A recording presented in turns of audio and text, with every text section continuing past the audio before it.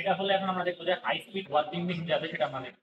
তো high speed warping machine এটা হলো, এটা প্রথমে এটাই হলো আমাদের একটা ক্রিল। ওটা আমাদের হলো একটা ক্রিল এবং এটা একটা ক্যাপাসিটি আছে যে কয়টা প্যাকেজ সে মানে ই করতে পারে, লাইক কয়টা প্যাকেজ সে একসাথে ধরে রাখতে পারে। এটার ক্রিল কাউন্ট আমার ঠিক জানা নেই, বাট আছে একটা কিছু হোয়াটএভার। সেখানে আমাদের এখানে প্যাকেজ জড়ানো থাকে, যেখানে এটা হলো প্যাকেজ, প্যাকেজ থেকে আমাদের সুতা আসছে, সুতা আসা এই যে এখানে আমাদের এটা হলো টেনশনার ডিভাইস, যেটা হলো টেনশনার ডিভাইস।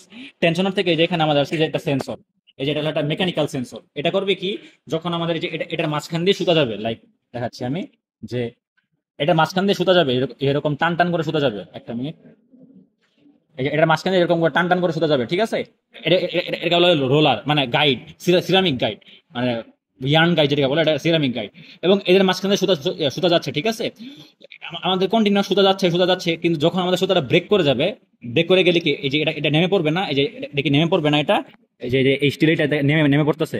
যখন সুতা কন্টিনিউয়াসলি যাবে তখন এটা উপরে এরকম টান টান হয়ে থাকবে, আর যখন ব্রেক করবে তখন এই যে নিচে নিচে নেমে পড়বে।